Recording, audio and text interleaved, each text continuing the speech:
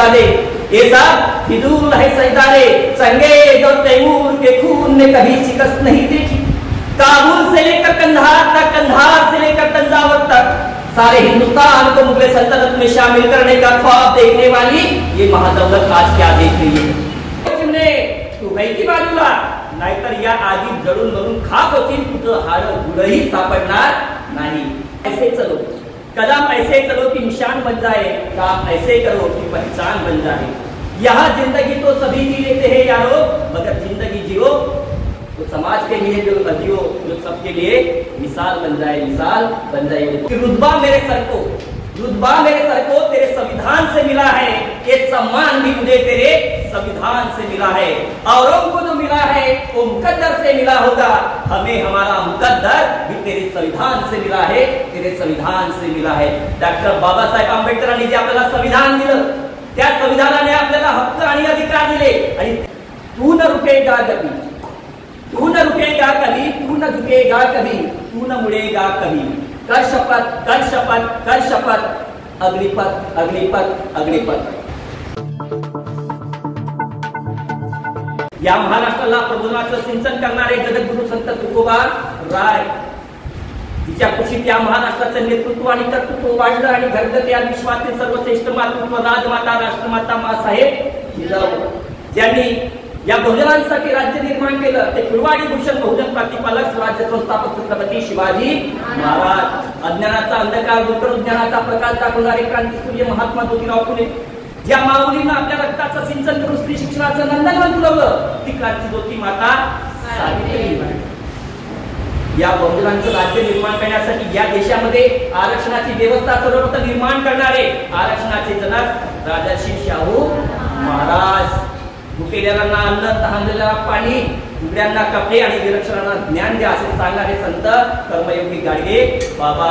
तुझं गावच आहे तीर्थ, तू कशाला इकडे तिकडे फिरत, असा शांतीचा संदेश देणारे कर्मयोगी या देशातील शेवटचे संत तुकडोजी महाराज। आणि या सर्वांचं स्वप्न आपल्या संविधानामध्ये साकार करणारे भारतरत्न डॉक्टर बाबासाहेब आंबेडकर। या बोलाल तर बोलाल, काय म्हटलेलं आहे? बोलाल तर बोलाल, बोलाल नाही तर मग नाही बोलणार, म्हणून बोलाल तर बोलाल आणि वाचाल तर वाचाल। आपलं सूत्रच आहे कोणतं? बोलेंगे, लिखेंगे, पढ़ेंगे और आगे बढ़ेंगे। करेल वक्तृत्व तर करेल नेतृत्व, कराल भाषण कराल शासन। आणि म्हणूनच वक्तृत्व कौशल्य विकसित करण्यासाठी मी घेऊन आलेलो आहे वक्तृत्व व्यक्तिमत्व विकास प्रशिक्षण कार्यशाळा। या कार्यशाळेचा आज या कार्यशाळेचा आज 7वा दिवस आहे। आतापर्यंत आपण सूत्रसंचालन कसं करावं, सूत्रसंचालन करताना कोणती काळजी घ्यावी या अनुषंगाने आपण चर्चा केली आहे। त्याचबरोबर देहबोली असेल, चारोळ्या असतील, शब्दफेक असतील, यावर सुद्धा आपण काही प्रमाणात मार्गदर्शन केलेलं आहे आणि त्यावर तुम्ही सराव देखील केलेला आहे। आपल्या वक्तृत्व आणि व्यक्तिमत्व प्रशिक्षण कार्यशाळेचा मुख्य जो विषय आहे त्या मुख्य विषयाला आपण आज सुरुवात करणार आहोत। भाषण कसं करावं हे आपल्या वक्तृत्व व्यक्तिमत्व विकास प्रशिक्षण कार्यशाळेचं मुख्य थीम आहे आणि हे कौशल्य विकसित व्हावं यासाठी आज आपण या भाषण कलेवर मार्गदर्शन करणार आहोत, यावर विचार आपण मांडणार आहोत। भाषण कला, भाषण कला ही सर्वोत्कृष्ट कला मानली जाते। कलेचा राजा जर कोणी असेल तर ते आहे संभाषण कौशल्य। आता हे संभाषण कौशल्य आपल्याला शिकायचं आहे।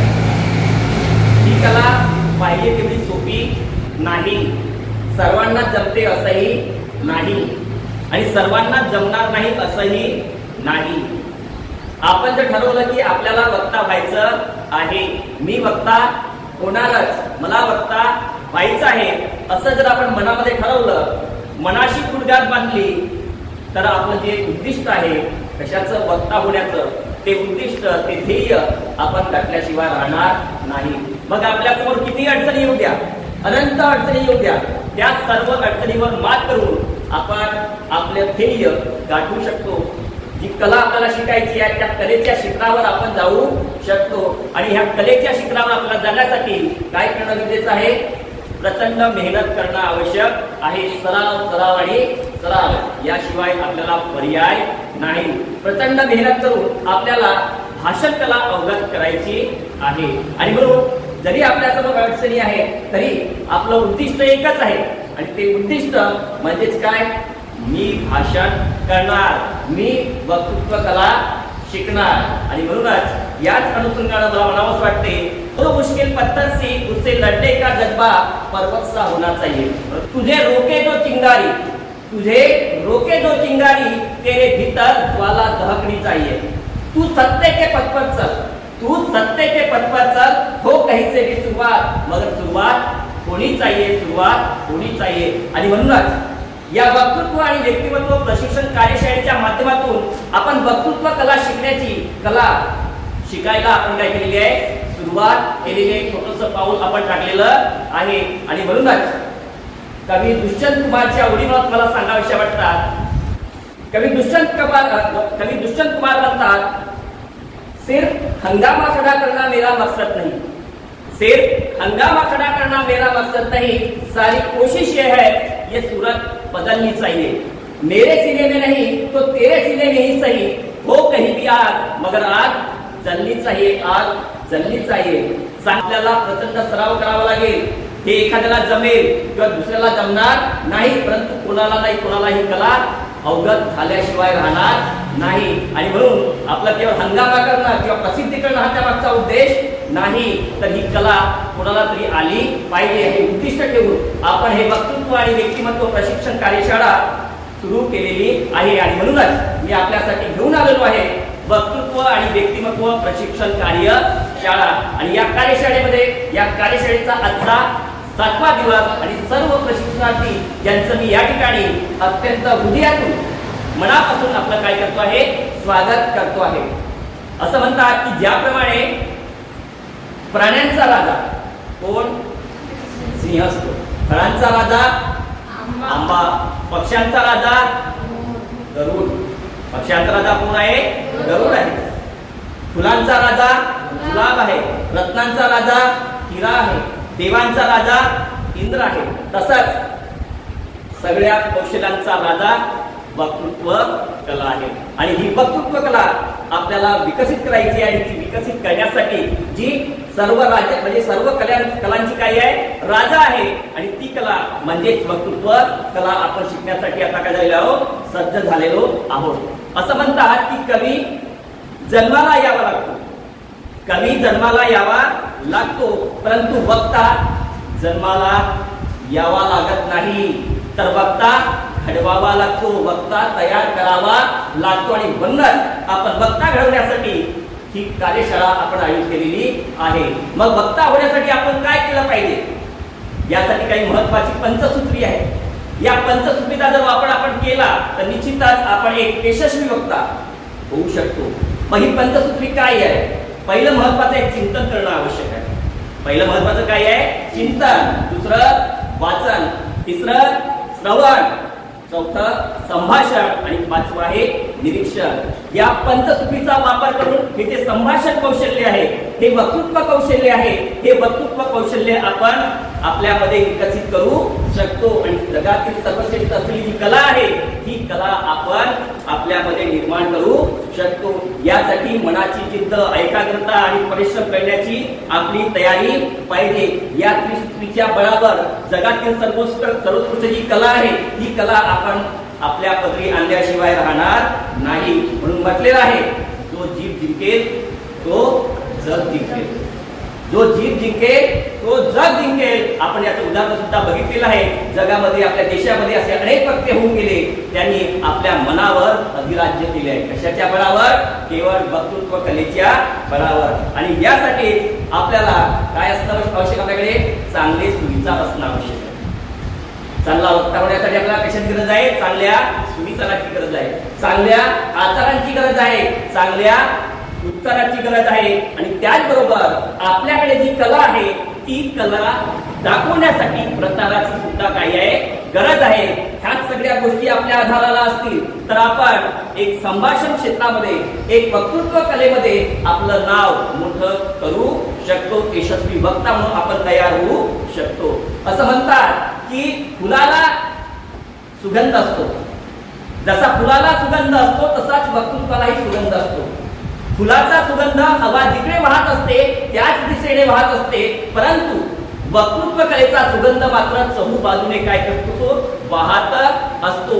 जो बोलेल तो जग जिंकेल त्याच लोक काय करत असतात, नाव घेत असतात, नाम स्मरण करत असतात आणि असे व्यक्ती जगामध्ये काय होतात, यशस्वी होत असतात. असं म्हटलेलं आहे, यापूर्वी सांगितलं आहे की शतेषु जायते शूर, शतेषु जायते शूर सहस्रेषुच पंडित वक्ता दशसहस्रेषु. म्हणजे काय, 100 एक शूर एक निर्माण होतो, 1000 एक विद्वान एक पंडित निर्माण होतो आणि 10,000 एक वक्ता निर्माण होत असतो. आणि म्हणूनच आपल्याला ही कला अवगत करणं फार आवश्यक आहे. मग ही जी जगातली सर्वश्रेष्ठ कला आहे जिला आपण वक्तृत्व कला म्हणतो, संभाषण कौशल्य म्हणतो, हे वक्तृत्व कला संभाषण कौशल्य आपल्याला आपल्यामध्ये निर्माण करायचे आहे आणि मग आपल्याला प्रभावी वक्ता व्हायचा आहे, ज्याचा प्रभाव लोकांवर पडला पाहिजे. आपण बोलावं आणि लोकांनी ऐकावं, आपण सांगावं आणि त्यांनी कृती करावी, अशा प्रकारचा प्रभाव समोरच्या व्यक्तींवर प्रेक्षकांवर पडला पाहिजे. आणि जर असा प्रभाव आपल्यावर पडला असेल, असा लोकांवर प्रभाव पडत असेल की समजायचं आपण कुठेतरी यशस्वी वक्ता होत आहोत. आणि म्हणून हा यशस्वी वक्ता होण्यासाठी आपल्याला सर्वप्रथम भाषण कसं करावं हे शिकणं फार महत्वाचं आहे. म्हणून ही भाषण कला आपल्यासाठी आवश्यक आहे. आता ही जी भाषण कला आहे ही आत्मसात करण्यासाठी आपल्याकडे काय असणं आवश्यक आहे, आपण कोणत्या गोष्टी आत्मसात केल्या पाहिजे म्हणजे आपण प्रभावी वक्ता किंवा चांगला स्पीकर होऊ शकतो. सर्वप्रथम पहिलं महत्वाचं आहे आत्मविश्वास, कॉन्फिडन्स सगळ्यात महत्वाचं आहे. म्हणजे तुम्हाला जर वक्ता व्हायचं असेल तर तुमच्याकडे पहिल्यांदा काय असणं आवश्यक आहे, आत्मविश्वास. आपण यापूर्वी सुद्धा यावर चर्चा केलेली आहे.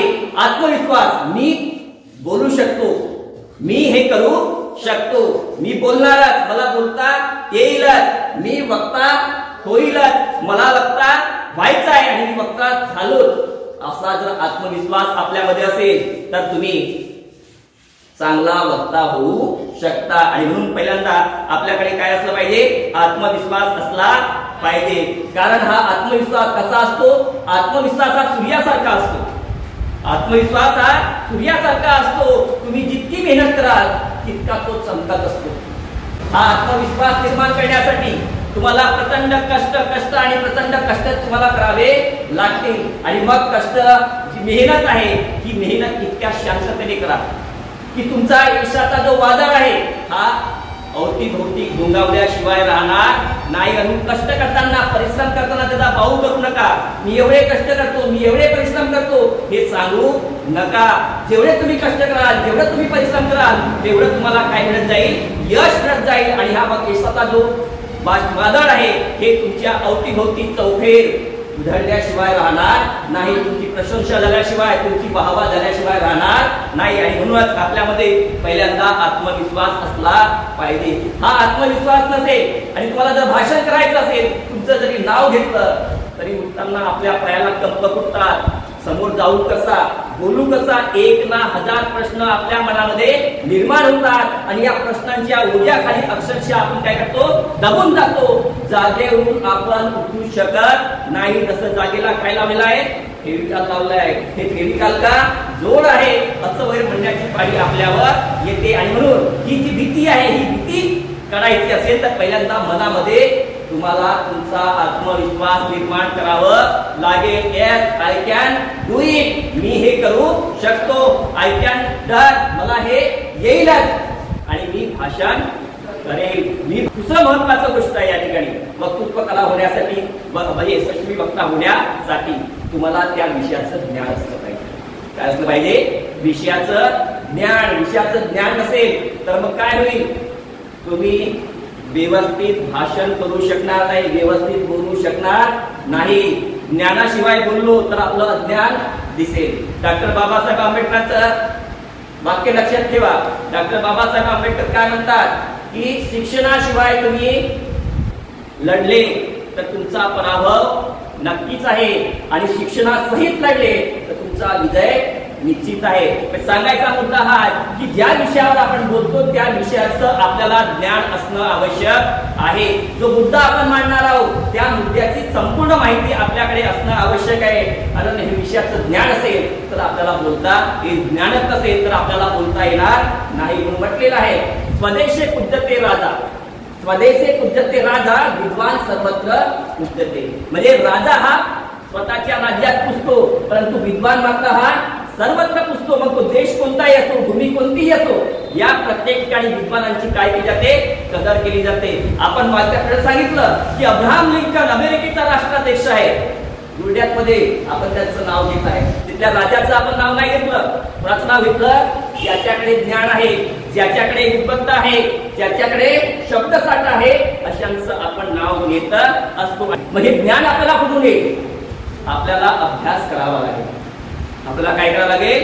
अभ्यास करावा लागेल, माहिती गोळा करावी लागेल. आपोआप माहिती येणार नाही, चमत्कार होणार नाही, डोक्यात तुमची सगळी माहिती घुसणार नाही. देगा हरी खाटल्यावरी असं होणार नाही. तुम्हाला अभ्यास करावा लागेल, माहिती गोळा करावी लागेल आणि ही माहिती चांगल्या ठिकाणून जी विश्वसनीय माहिती आहे अशी आपण गोळा केली पाहिजे. आणि अशा प्रकारे जर आपण विषयाचं ज्ञान घेतलं, त्याविषयी संपूर्ण माहिती घेतली तर त्या विषयावर बोलणं अत्यंत काय होईल?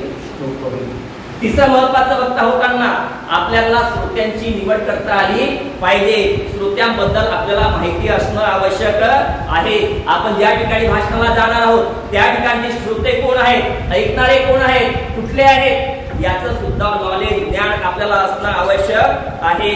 समोर बसलेले जे वक्ते आहेत, मुलं आहेत किंवा अजून कोणी असतील प्रेक्षक वर्ग आहे, याची पात्रता काय आहे त्यानुसार माणसाला भाषण करावं लागते.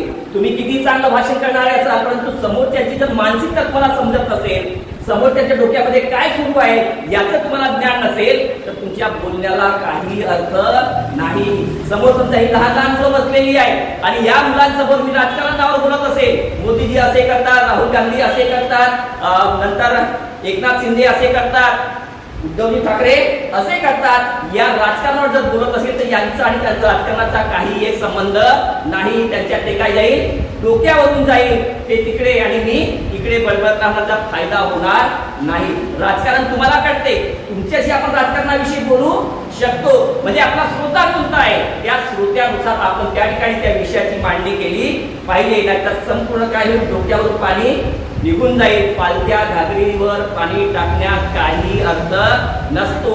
आणि म्हणून आपण जे बोलतो, आपण जे सांगत आहोत ते त्या श्रोत्यांच्या परिस्थितीनुसार, श्रोत्यांच्या पात्रतेनुसार आपण तो विषय मांडला पाहिजे. समोर तरुणाई बसलेली आहे, या सर्व तरुणाईला आपण जर धार्मिक, देवधर्माच्या आध्यात्मिक गोष्टी सांगत बसलो त्याला त्याची गरज नाही. तो त्या तुमच्या गोष्टीकडे काय करेल, दुर्लक्ष करेल. म्हातारे असतील त्यांना छोट्या मुलांच्या तुम्ही कथा सांगत बसले तर जमणार नाही. आणि म्हणून चांगला वक्ता होण्यासाठी तुम्हाला पहिल्यांदा श्रोते कोण आहेत याची काळजी घेणं आवश्यक आहे. श्रोत्यानुसार तुम्हाला भाषण करणं फार गरजेचं आहे. आणि हे श्रोते जर आपल्या समोर कोण आहेत, शहरातले आहेत की ग्रामीण भागातले आहेत की कुठले आहेत, कोणत्या वयाचे आहेत, याची माहिती आपल्याला असणं फार आवश्यक असते. चौथं महत्वाचं, आपल्याला विषयाचं सादरीकरण करता आलं पाहिजे. तुम्ही प्रचंड मेहनत घेतली, प्रचंड माहिती मिळवली, प्रचंड ज्ञान तुमच्याकडे, ज्ञानाचा साठा आहे, शब्दांचा साठा आहे, परंतु जर प्रेझेंटेशन येत नसेल, विषयाचं सादरीकरण करता येत नसेल, तुमच्या ज्ञानाला उपयोग नाही. आपल्याकडे ज्ञान असून उपयोगाचं नाही. त्या ज्ञानाचा उपयोग, जसं तुमच्याकडे कार आहे, बाईक आहे, परंतु तुम्हाला चालवताच येत नसेल तर असून उपयोग नाही. म्हणून नुसती कार आपल्याकडे असून चालणार नाही, नुसती बाईक आपल्याकडे असून चालणार नाही, तर ती चालवण्याची कला आपल्याकडे, पुढे नेण्याची कला आपल्याकडे असणं आवश्यक आहे. आणि म्हणून मार्गदर्शन करायचं असेल तर त्या विषयाचं सादरीकरण आपल्याला चांगलं करणं फार आवश्यक आहे. आता कोणताही विषय मांडताना किंवा भाषण करताना त्याची सुरुवात चांगली होणं आवश्यक आहे. सुरुवात जर चांगली झाली तर तुमचं पुढचं सगळं चांगलं होते. Good start is half done म्हणतात. म्हणजे सुरुवात चांगली तर पुढचं सगळं व्यवस्थित होत असते. म्हणून कोणत्याही भाषणाची कोणत्याही विषयाची सुरुवात ही अत्यंत दमदारपणे केली पाहिजे. सुरुवात जर दमदारपणे झाली तर मग जे बसणारे श्रोते आहेत हे तुमच्याकडे आकृष्ट झाल्याशिवाय राहणार नाही. आणि कोणत्याही भाषणाची दमदारपणे काय केली पाहिजे, सुरुवात केली पाहिजे. आता विषयाचं सादरीकरण करताना काय होणं आवश्यक आहे, सुरुवात चांगली असली पाहिजे. विषयाची प्रस्तावना असते, वक्त्याला म्हणायची असते की मी का बोलत आहे, कशासाठी हे सगळा उपद्व्याप सुरू आहे, प्रस्तावना सुद्धा त्या वक्त्यानेच करणं आवश्यक आहे. आता कार्यक्रमातली प्रस्तावना वेगळा हा विषय आहे, वक्त्याच्या अनुषंगाने बोलताना मी का बोलत आहे, कुणाच्या अनुषंगाने बोलत आहे, आज काय आहे, ह्या सगळ्या गोष्टींचा प्रस्तावना त्यांनी आपल्या भाषणामध्ये करणं फार आवश्यक आहे. त्याचबरोबर विषयाचा गाभा आपल्याला माहित असणं आवश्यक आहे. मेन काय आहे, मेन उद्दिष्ट काय आहे, त्या विषयाच्या गाभाच्या अनुषंगाने आपल्याला त्या ठिकाणी काय करायचं आहे, मार्गदर्शन करायचं आहे. त्याचबरोबर त्या कार्यक्रमाचं उद्दिष्ट याची सुद्धा आपल्याला जाणीव असली पाहिजे. आणि त्याचबरोबर विषय सादरीकरण करताना आपला भाषण शेवट करताना त्या विषयाचा समारोप देखील चांगल्या पद्धतीने झालं पाहिजे. अशा प्रकारे जर आपल्या विषयाचं आपण सादरीकरण केलं तर आपण चांगल्या प्रकारे वक्तृत्व कला आत्मसात केली असं आपण म्हणू शकतो. नाहीतर त्या वक्तृत्व कलेला काही अर्थ राहणार नाही. अनेकदा तुम्ही भाषण ऐकतात, कुठल्या कुठे असतात, त्यांना जायचं असते मुंबईला, त्यांची गाडी जाते इकडे नागपूरला, नागपूरहून जाते कलकत्त्याला, कलकत्त्यावरून दिल्लीला आणि मग जाते कुठे, मुंबईला.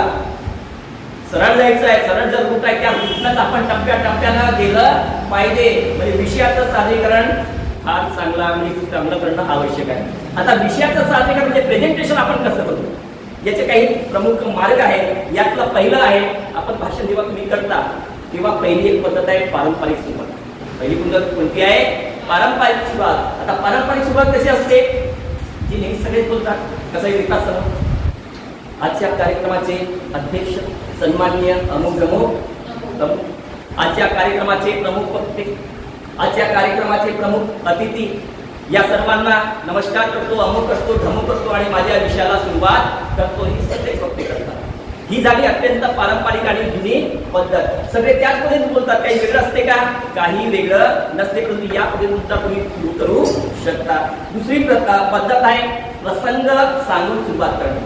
दुसरं काय आहे, प्रसंग किंवा एखादी कथा सांगून सुद्धा तुम्ही कार्यक्रमाला सुरुवात करू शकता. जसं आपल्याला आपलं नाव घेतलं आहे, आपण आता डायसवर गेलेलो आहोत, सगळ्याकडे आपण बघितलं आणि आता आपल्याला सुरुवात करायची म्हणून तो पाहतो सुरुवात कशी करतो, हा बघता कसा बोलतो आणि छोट्याशा कथेने करीत आहे. आता इतरांपेक्षा काय आहे, वेगळं आहे. सुरुवातीला मी काय सांगत आहे, कथा सांगत आहे. मग आपण छोटीशी कथा सुद्धा आपल्याला माहित असणं पाहिजे. मग कथा आपण असं सांगू शकतो एखादी, त्या कथा सुद्धा तुमच्या आपल्याकडे माहित असलं पाहिजे. एका मोठ्या इमारतीला आग लागलेली असते.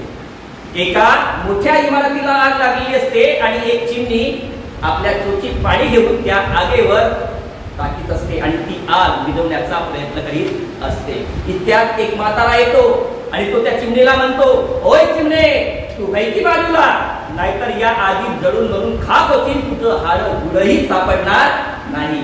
तेव्हा ती चिमणी त्या म्हाताऱ्याला म्हणते, ओय म्हाताऱ्या, तू बैठी बाजूला, मी माझं आग विझवण्याचं काम सोडणार नाही, पण लक्षात ठेव, जेव्हा केव्हा या इमारतीचा आग विझवण्याचा इतिहास लिहिला जाईल ना, तेव्हा माझं नाव आग लागणाऱ्यामध्ये नाही तर आग विझवणाऱ्यामध्ये लिहिलं जाईल. याचा अर्थ असा आहे की आपण जे काही प्रबोधनाचं काम करतो आणि हा कार्यक्रम तुम्ही आयोजित केला आहे, हा जेव्हा केव्हा या प्रबोधनाचा इतिहास लिहिला जाईल किंवा या सर्व आयोजकाचं नाव समाजामध्ये शांतता सुव्यवस्था निर्माण करणाऱ्यामध्ये लिहिलं जाईल. मी या सर्व आयोजकांचा धन्यवाद देतो की एवढा चांगला सुंदर कार्यक्रम त्यांनी या ठिकाणी आयोजित केला आणि अशा कार्यक्रमाचे अध्यक्ष सन्माननीय अमुक धमुक.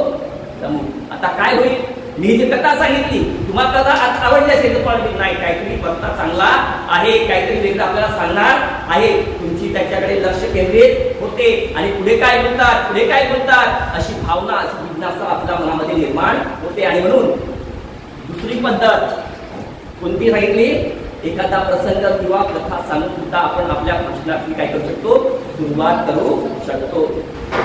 त्यानंतर तिसरं महत्वाचं आहे की एखादी आपण चावडी म्हणू शकतो, ते तुम्हाला माहिती आहे. कविता आपण म्हणू शकतो, आणि त्या कविता म्हणून सुद्धा आपण काय करू शकतो, आपल्या भाषणाला सुरुवात करू शकतो. आणि मग हे जे भाषण असेल हे भाषण आपलं प्रभावी होत असते.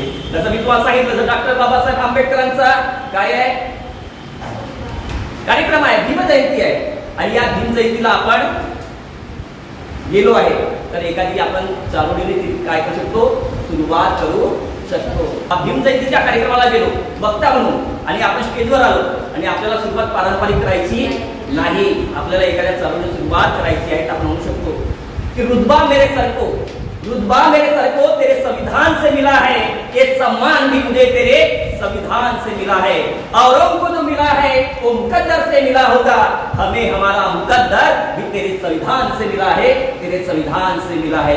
डॉक्टर बाबासाहेब आंबेडकरांनी जे आपल्याला संविधान दिलं, त्या संविधानाने आपल्याला हक्क आणि अधिकार दिले, आणि त्याच्याच बळावर आज आपण बोलू शकतो, चांगलं माणूस म्हणून जीवन जगू शकतो. आणि अशा महामानवाची जयंती साजरी करण्यासाठी आपण या ठिकाणी एकत्रित आलेलो आहोत. आणि डॉक्टर बाबासाहेब आंबेडकर जयंतीच्या कार्यक्रमाचे अध्यक्ष सन्माननीय जे असतील ते अशी जरी सुरुवात आपण केली, एखादी चारोळी म्हटली, एखादी शायरी म्हटली, एखादी कविता म्हटली, तर ते भाषण होत असते, प्रभावी होत असते. त्याचबरोबर चौथं महत्वाचं आहे, कार्यक्रम सुरू करताना आपल्याला माहित आहे की वक्ते बरेच असतात बोलणारे, मग आपला 5वा 7वा 8वा नंबर येतो, आणि मग प्रेक्षकांना अजिबात भाषण ऐकायची इच्छा राहत नाही. त्याला वाटते हा अजून कोणतरी आला, अजून आपल्याला पकवणार आहे. आणि मग अशा वेळी एखादा जर आपण विनोदाने सुरुवात केली तर काय होईल, प्रेक्षकांना थोडंसं बरं वाटेल, लोकांना हसलं की बरं वाटेल, थोडंसं लोक काय होतात, रिलॅक्स होतात. म्हणून एखादी आपण विनोदी कथा, विनोदी चुटकुला सुद्धा सांगून त्या ठिकाणी आपल्या भाषणाला काय करू आपण सुरुवात करू शकतो. त्यानंतर सर्वात महत्वाचा आहे पुढचा मुद्दा, वक्तृत्व कला अवगत करण्यासाठी आपल्याला ते भाषण पाठ असलं पाहिजे. काय असलं पाहिजे, भाषण पाठ असलं पाहिजे, पाठांतर आपण केलं पाहिजे.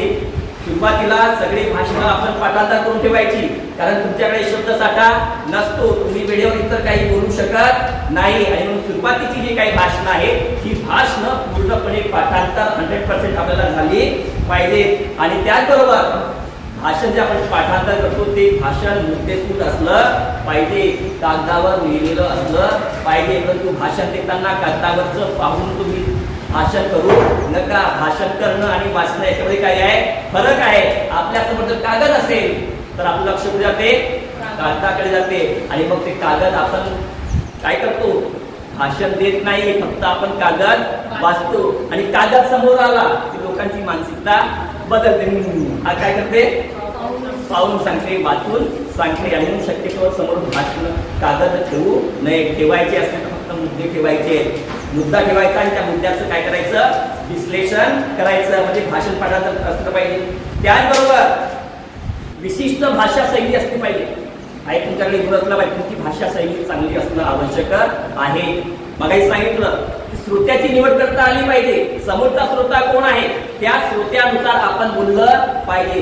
ग्रामीण भागात जर तुमचा तुम्ही कार्यक्रमाला गेले आणि त्या ठिकाणी फारच शुद्ध बोलत असेल तर त्या श्रोत्यांचा आणि त्या वक्त्यांचा इंटरॅक्शन होत नाही, त्यांच्यामध्ये आंतरक्रिया होत नाही. हा इकडे बडबडतो, त्याच्या डोक्यावरून ते सगळं चाललेलं असते. म्हणून गावात गेला भाषा ही ग्रामीण असली पाहिजे, गावरान असली पाहिजे. शेतकऱ्यांच्या माध्यमातून त्यांच्यासाठी आपली भाषा जर असली तर वाटते वक्ता आपला आहे. मला काय वाटते, वक्ता आपला आहे, आपल्यासारखं बोलतो, आपण त्याचं ऐकलं पाहिजे, अशा प्रकारची भावना त्याच्या मनामध्ये निर्माण होत असते.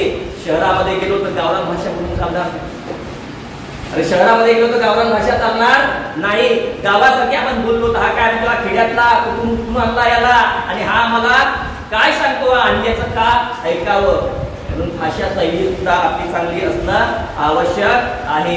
भाषणामध्ये नेहमी नकारात्मक असता कामा नये, निगेटिव्हिटी असता कामा नये. तुमच्या भाषणामध्ये सगळं पॉझिटिव्हिटी असलं पाहिजे. त्यामुळे तुम्ही मुद्दाळा, तुम्ही करू शकत नाही, तुमच्या भाषण ऐकलं जमत नाही, तुम्ही खेड्यातले असेच आहात असं जर वक्त्यांनी म्हटलं तर तुम्ही ऐकायला तयार नाही. जाऊ दे, 14 वर्षे आला होता, आम्ही याचं भाषण ऐकणार नाही. म्हणून नकारात्मकता नाही, सकारात्मक. तुम्ही चांगले श्रोते आहात, गावातले अत्यंत चांगले लोक असतात, प्रामाणिक असतात, चांगले भाषण ऐकतात आणि तुम्ही सुद्धा ऐकत आहात. मला अशा श्रोत्यांची काय आहे गरज आहे असं जर आपण म्हटलं तर त्यांच्यामध्ये एक पॉझिटिव्हिटी निर्माण होत असते. त्याचबरोबर भाषण करताना विरोध करावा, परंतु अनावश्यक विरोध करू नये. प्रत्येक गोष्टीला काय आहे मर्यादा आहे. त्या मर्यादेच्या आत सगळं केलं तर ते चांगलं होत असते आणि मर्यादेचा बाहेर केलं तर ते भाषण राहत नाही. त्याचबरोबर आपले शब्द उच्चार कसे असले पाहिजे, स्पष्ट असले पाहिजे. शब्दांचे उच्चार आपले स्पष्ट असले, सगळ्यांना समजलं पाहिजे की वक्ता नेमका काय बोलत आहे. या सगळ्या गोष्टींचं भान ठेवून आपण जर भाषण केलं तर निश्चितच आपलं भाषण कसं होईल, प्रभावी होऊ शकते. त्याचबरोबर पुढचं महत्वाचं आहे, भाषण रंगवता आलं पाहिजे. भाषण काय केलं पाहिजे, तुम्हाला रंगवता येतो का नाही? जसं तुम्ही मुली चेहरा रंगवता, बरोबर, कशासाठी, चांगलं दिसावं म्हणून. कार्यक्रम असतो, नाकाला वेगळं रंगवता, डोळ्याला वेगळं, ओठाला वेगळं, कानाला वेगळं, केसांना वेगळं, रंगछटा आणता वेगवेगळ्या. अशाच रंगछटा आपल्याला आपल्या भाषणामध्ये आणता आल्या पाहिजेत, रंगवता आलं पाहिजे. आणि मग यासाठी काय रंगवण्यासाठी काय पाहिजे आपल्याला, जसं तुम्हाला चेहरा रंगवण्यासाठी काय काय लागतात, काजळ लागतो, लिपस्टिक लागते, पावडर लागतो, अजून क्लिप लागतात, अमुक लागते, डमुक लागते, खूप सारं लागते. असंच खूप सारं वक्त्याकडे सुद्धा असलं पाहिजे त्याचं भाषण रंगवण्यासाठी. मग त्याच्याकडे काय पाहिजे, श्लोक पाहिजे, त्याच्याकडे सुविचार पाहिजे, त्याच्याकडे चारोळ्या पाहिजे, त्याच्याकडे कविता पाहिजे, त्याच्याकडे कथा पाहिजे, त्याच्याकडे म्हणी पाहिजे. हेच सगळे रंग घेऊन त्याला आपला भाषण रंगवावं लागते. आणि हे सगळे जर रंग असेल तर मग श्रोत्यामध्ये सुद्धा त्याला रंग भरायला फार सोपं जाते. आणि हे सगळे रंग नसतील तर वक्ता बेरंग ठरतो आणि श्रोत्यांना त्याच्या विषयी अजिबात आस्था राहत नाही. आणि म्हणून भाषण करताना रंग भरणं, मी मागे सांगितलं तुम्हाला, भाषण करणारा हा नुसता वक्ता नसतो, एक नाटककार असतो, कलाकार असतो. श्रोते केव्हा तुझ्याकडे आकृष्ट होतील, तुम्ही नुसतं ढुम्यासारखं उभं राहून भाषण देत बसले असं कोणीच पाहणार नाही. तुम्हाला हात मारे होते, त्या तिकडे हात मारे करायला, हा हात मारे करावं लागेल तुम्हाला. परंतु हे करताना जिथे गरज आहे तिथेच, नाहीतर मग बोलत जा, बोलत हे असं पागल सारखं करा तर त्यालाही अर्थ राहणार नाही. म्हणून हातवारे असले पाहिजे, परंतु अनावश्यक हातवारे सुद्धा असता कामा नये. त्याचबरोबर उभं सर्वात महत्त्वाचं लक्ष द्या, उभं राहण्याची पद्धती सर्वात महत्वाची आहे. तुम्ही जेव्हा तुमचं नाव घेतलं जाते की अमुक अमुक हितेश्वरी इसापुरे, ही बघता आता आपल्याला मार्गदर्शन करण्यात तेव्हा ती उठते आणि उठताना चालताना लोक पाहते चालते कशी, नाही येते कशी, तिथून सुरुवात होते. आणि चालताना सुद्धा व्यवस्थित चाललं, यानंतर व्यवस्थित आलं पाहिजे समजायचा तुमचा खेळ झाला. असंही व्हायचं नाही, व्यवस्थित व्हा. जसं मी आता आहे या ठिकाणी व्यवस्थित, आता स्टेज आहे म्हणून बघा, ह्या जायचं दिसत नाही माझ्या पायाची हालचाली काय आहे. जर हा नसेल तर तुम्ही बरोबर असं राहिलं पाहिजे. नाही तर मग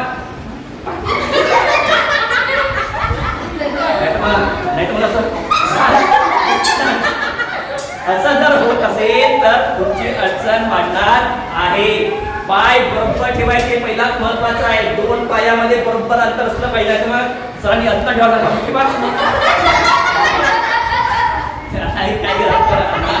नाही, पायाचं अंतर बरोबर ठेवलं पाहिजे.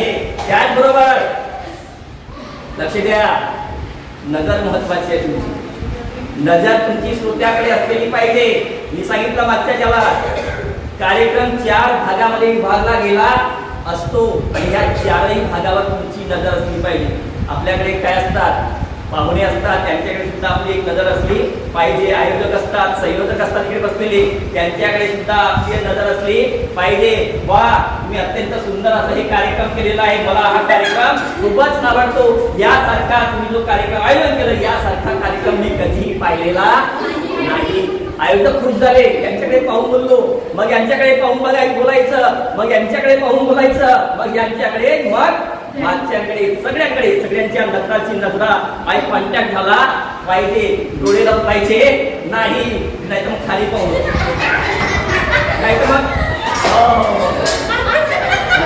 करत बसाल तर कसं होईल, तसं करणार नाही. समोर पाहिलं पाहिजे, बोललं पाहिजे, डोळ्याची डोळं भिडवलं पाहिजे. अखी असे गोली मारे म्हणतो आपण, त्या गोळ्या आपण वक्त्यांच्या माध्यमातून मारल्या पाहिजे, तरच आपलं भाषण काय होईल, प्रभावी होईल. मोत्रेस कधी पाहिलंच नाही. मोत्रेला वाटतं हे सिंगल जास्त शहाणे आहे, माझ्याकडे अजिबात लक्ष देत नाही. आणि मोत्रेच्या डोळ्याशी डोळा भिडवला तर मोत्रे सुद्धा माझ्या डोळ्याशी डोळे भिडवतो आणि मी जे बोलतो ते मग मोत्रे ऐकतो. म्हणून या आय कॉन्टॅक्ट सुद्धा ठेवणं फार महत्वाचं. ऐकण्याकडे आपली नजर गेली तो कर बुलंद इतना, तो कर बुलंद इतना कि हम तकदीर से पहले खुदा बंदे से खुद पूछे बोल तेरी रजा क्या है. म्हणजे काय होत आहे, आपण देवाला मागतो मला हे दे ते दे ते दे, परंतु जर आपण परिश्रम एवढा केलं, एवढा अभ्यास केला, एवढा सराव केला तर देव तुम्हाला विचारेल सांग तुला काय पाहिजे. आज अवस्था कशी आहे, आपण म्हणतो मला हे दे मला ते दे, उद्या प्रत्यक्ष तुम्हाला देवी सांगायला सांग तुझी इच्छा काय आहे, तुला मी काय देऊ. तेव्हा तुम्ही परिश्रम कराल तेव्हा. आणि म्हणून आपल्याला ही मेहनत करण्यासाठी भाषण रंगवता आलं पाहिजे. आपली देहबोली चांगली असली पाहिजे. चेहरा कसा आहे, कुरूप आहे, अमुक आहे, ढमुक आहे त्याची आपल्याला काही नसते. मग त्याचा चेहरा कोणी पाहत नाही. काय पाहतात, तो कशा प्रकारे बोलतो, त्याची देहबोली कशी आहे, त्याचे हातवारे कसे आहेत. मी कराडी बोलीचं भाषण पाहिलेलं आहे, पाहिलं कसं बोलते मला माहिती नाही. तो बोलतो एवढा गावठीत बोलतो, परंतु एवढ्या अक्षरे असतात तो तिकडे दिसते. लोकांना ते पसंत आवडतं. नुसतं तिच्यात बोललं किती चांगलं बोला, लोकांना ते आवडत नाही. पुढचं महत्वाचं आहे, तुमचा आवाज दमदार असला पाहिजे. तुमचा आवाज कसा असला पाहिजे, दमदार. काहींना आवाज निसर्गाने दिलेली देण असते, काहींचा आवाज नैसर्गिक असतो. जरी आपल्याला निसर्गाने आपला आवाज जो दिलाय जसा आहे तसा, त्याच्यामध्ये आपण बदल करू शकतो. वारंवार जर आपण अभ्यास केला, सराव केला तर आपल्या आवाजामध्ये सुद्धा बदल होतात. त्याची वक्त्याने सांगितलं होतं, पुतळा होता परंतु तो चांगला वक्ता झाला. त्याने काय केलं, सराव केला. आणि म्हणून शब्दांचं वजन आपल्याला वाढवता आलं पाहिजे.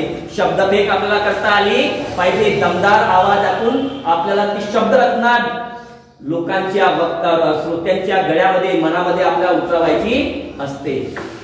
कवी अमिताभ बच्चन सर्वांना माहिती आहे, त्यांचे वडील आहेत हरिवंशराय बच्चन, प्रसिद्ध कवी आहे. यांनी एक कविता लिहिली होती आणि त्या कवितेवर अग्निपथ नावाचा एक चित्रपट सुद्धा मागे येऊन दिलेला आहे फार पूर्वी. या कवितेमध्ये, या चित्रपटामध्ये काही कवितेच्या वाक्य आहेत. कवी म्हणतो, कवी कोण, हरिवंशराय बच्चन.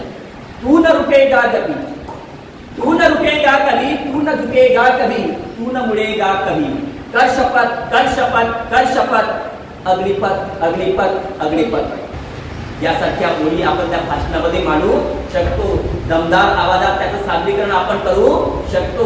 आणि अशा प्रकारे आपण दमदार आवाज दाखवला तर तुमच्या आवाजावर क्रिया आहे. अरे आवाजावर लोक येतात ना. लता मंगेशकर कशासाठी प्रसिद्ध आहे, आवाजासाठी. बासुडे पाटील कशासाठी प्रसिद्ध आहेत, आवाजासाठी. हा दमदार आवाज तुम्हाला निर्माण करावं लागेल. त्याचबरोबर प्रसंगावधान राखणं फार महत्वाचं आहे. प्रसंग जर चांगले काही घटना घडतात आजूबाजूला तिथे सुद्धा, त्यावेळी त्या प्रसंगाचं भान आपल्याला असलं पाहिजे. आपण बोलत असतो एखाद्या वेळी आणि एखाद्या वेळी कार्यक्रमाचा प्रमुख पाहुणा येतो, वक्ता येतो, तर आपल्याकडे सवय सुचकता असली पाहिजे की आजच्या कार्यक्रमाचे सन्माननीय वक्ते श्री शुभम कांबळे किंवा व्योम कांबळे हे आता येत आहेत. त्यांना मी विनंती करतो, कारण आपलं भाषण सुरू आहे, त्यांना मी विनंती करतो की त्यांनी कृपया असं नसतं. तिकडे काही गडबड होतं, काही भांडण झालेली आहे, त्या ठिकाणी सुद्धा आपलं डोकं चाललं पाहिजे. त्या प्रेक्षकांना शांत करण्याची कला कसं आपल्याकडे असली पाहिजे. त्याचबरोबर तुमचं भाषण चांगलं होण्यासाठी तुमच्याकडे काय असणं आवश्यक आहे, प्रसंग तुम्हाला मांडता आलं पाहिजे. प्रसंग जर आपण मांडले तर आपल्या भाषणाची परिणामकारकता अधिक वाढत असते. तसं बघा, प्रत्येक भाषणात एखादा प्रसंग आपल्याला देणं फार आवश्यक आहे. जसं आपण आता शिवजयंतीला आपण भाषणाला गेलो आणि आपल्याला शिवाजी महाराजांचं भाषण करायचं आहे, तर या शिवाजी महाराजांचं भाषण रंगवताना आपल्याला काय करावं लागेल, काही प्रसंग सुद्धा मांडावे लागतील. प्रसंग लोकांना आवडतात. आता छत्रपती शिवाजी महाराज आणि औरंगजेब यांच्यामध्ये सत्तेसाठी काय होती, लढाई होती. लढाई अनेक वर्ष चालत होती. अत्यंत शून्यातून छत्रपती शिवाजी महाराजांनी काय केलं, बलाढ्य असलेल्या औरंगजेबाच्या विरुद्ध युद्ध पुकारलं आणि स्वराज्य स्थापन केलं. आणि असा स्वराज्य स्थापन करणारा आपला या महाराष्ट्राचा किंबहुना पुन्हा भारताचा राजा, हिंदवी स्वराज्य स्थापन करणारा छत्रपती शिवाजी महाराज यांचं 3 एप्रिल 1680 ला रायगडावर निधन झालं. 3 एप्रिल 1680 ला छत्रपती शिवाजी महाराजांचं रायगडावर निधन झालं. आणि ही निधनाची बातमी औरंगजेबाचा हे येऊन औरंगजेबाला सांगतो. जहापणा शिवाजी का इंतकाल हो गया है. हे ऐकून औरंगजेब नमाजाच्या रुखात आपल्याला लागतो. एवढ्यात त्याचा सहजादा येतो आणि तो म्हणतो, अब्बाजान आप ये क्या कर रहे हो, एक काफर की एक दुश्मन की इंतकाल हो गई है और आप नमाज पढ़ रहे हो.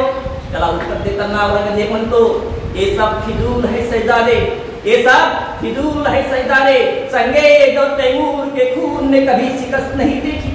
काबुल से लेकर कंधार तक, कंधार से लेकर तंजावर तक सारे हिंदुस्तान को मुगल सल्तनत में शामिल करने का ख्वाब देखने वाली ये महादौलत आज क्या देख रही है. हमारे नजरों के सामने हमारे सल्तनत की तामील कर चुका है. हमारे लाखों के फौजदारों को उड़ोड़ के रख दिया उसने. ये मिर्जा अबू तालिब सहीस्ते खान, बड़ी शर्मनाक बात है शहजादे. जब शिवाजी इनके लाल महल गए तो इनके छक्के छूट गए. ये तो तकदीर के सिकंदर थे. जान बची और सिर्फ 4 उंगलियों पर समझौता करना पड़ा. ये सूरत के खूबसूरत इनायत का बहादुर जब शिवाजी इनके सूरत गए तो दम दबाकर भाग गए. ये जोधपुर के राजा जसवंत सिंह राठौड़, इन्होंने मराठों के वार अपने सीने पे नहीं तो अपने पीठ पर खाए. ये आपसे औलाद था जिसके हथेली पर मिठाई रखकर शिवाजी आगरे के कैद खाने से फरार हो गया. सारे मंसूबों को धूल में मिला दिया इस औलाद खाने. ये लश्कर के साथ मैदान छोड़कर भागने वाला का तरफ था. ये रसूल बेग रुद्बानी, ये मेरे आतिश तरबियत था. एक ख्वाजा बहादुर, एक शकुते सोडा रंगमस्तका कैसर मुदार का तबाला पकवान पठान रख तो सबको सबको सबको शिकस्त दी शिवाजी ने. लेकिन तुम समझ नहीं पाओगे शहजादे, औरत नाच गाना शराब शिवाजी को मालूम नहीं था. उसने मजबूत किले बनाए, मजबूत जमीर के लोग तैयार किए. आज हम हिंदुस्तान की हर एक चीज खरीद सकते लेकिन इन मराठों को नहीं खरीद सकते.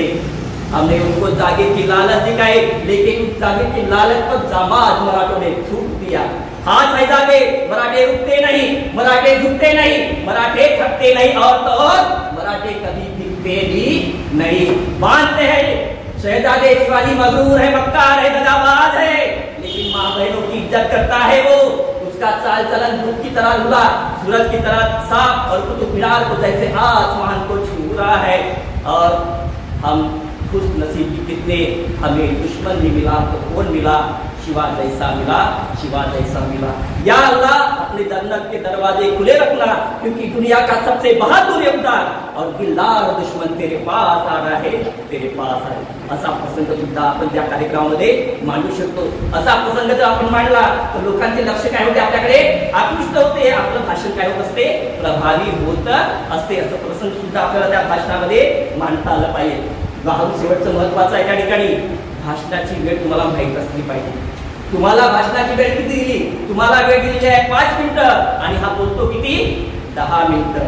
5 मिनिटं आहे, 5 मिनिटामध्ये तुम्हाला तुमचं भाषण मांडावं लागेल. मग काय होते, संयोजकाची गडबड होते. मग कोणतरी चिठ्ठी पाठवतो, साहेब थांबवा, कोणी जो शर्ट दिसतो कधी आपल्यावर येऊ नये, वेळेचं बंधन. त्या वेळामध्ये तेवढा तो विषय केला पाहिजे. नाही तर मग 5 मिनिटं आहे, त्या 5 मिनिटामध्ये प्रस्ताव जर आपण मांडत बसलो तर होऊ शकणार नाही. म्हणून ते वेळेचं सुद्धा आपण योग्य मॅनेजमेंट केलं पाहिजे.